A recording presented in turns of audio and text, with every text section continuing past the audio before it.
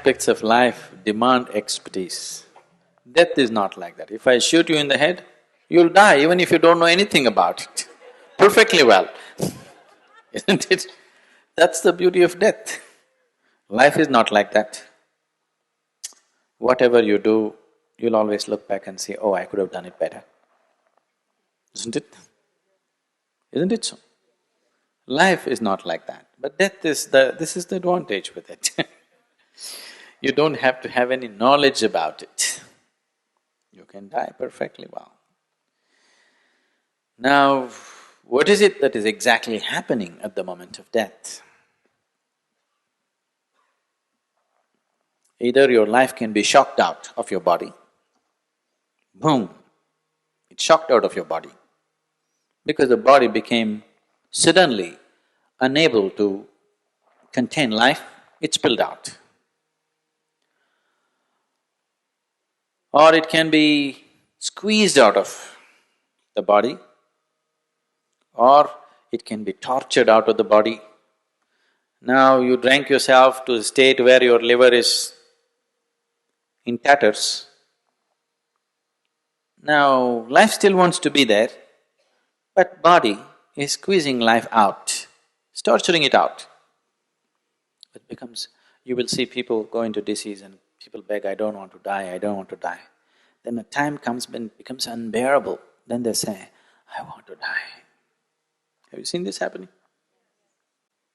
Because now the body has become such a torture.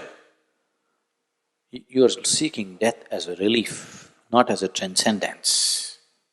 It's just a relief.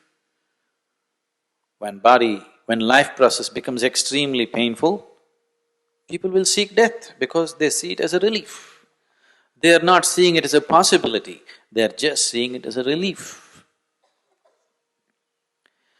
So death, though it doesn't need any expertise to die, but there is a whole lot of science as to how to die. To make use of that event in the best possible way, there is a whole lot of systems. I think quite some time ago I said,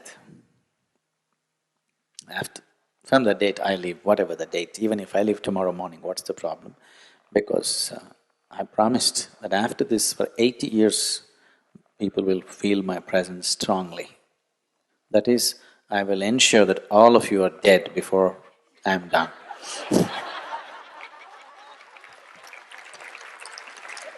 So if you maintain that, if you just maintain that connection, if you hold on, you will die well. I don't know whether you live well or not, that takes some skill. So life is something everybody has to pay attention to. Death, for you I would take care, but you're asking the question in general. So, how should one live? With the same ease with which you exhale. Actually, whenever you feel little uptight within yourself, whenever you feel little trapped within yourself, you always sigh, isn't it? That is okay, if you live like that. If you simply live like this, most wonderful. But if you live with a little sigh, still okay. But if it has to be punched out of you or squeezed out of you, that is not good. Life should depart gently. It settled into the womb like a snowflake without any effort. Many of you have been pregnant, there's still somebody here? Yeah. One day, after you conceived, one day, suddenly something boom came into you, nothing like that happened. It settled into you, another life settled into you without even you being conscious about it. With such gentleness, it settled in. Even a snowflake you would feel, it is much, much subtler than that. Like a gentle breeze, it walked in. Like a gentle breeze, it should walk out. Because that's how life is. Rest of the nonsense is created by you. Life comes in that way, goes out that way. If you are here just as life, if you have become the nonsense that you have gathered, the dirt bag that you are, this is not my terminology, This is the local terminology, they call you a dirt bag, because this is just earth. So the piece of earth that you gathered, you started having nonsensical ideas about it. Because of that, living is such a struggle. Otherwise, like a gentle breeze it came in, like a gentle breeze it should live, like a gentle breeze it should go. That's the way… that's the nature of life. That's the way life is. You might have made yourself into something else, that's different. People have made themselves into such a struggle. So death should happen like gentle breeze, like a gentle note out of a flute.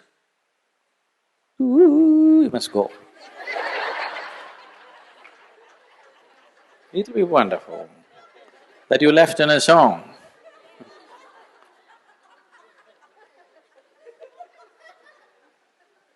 But don't focus on death.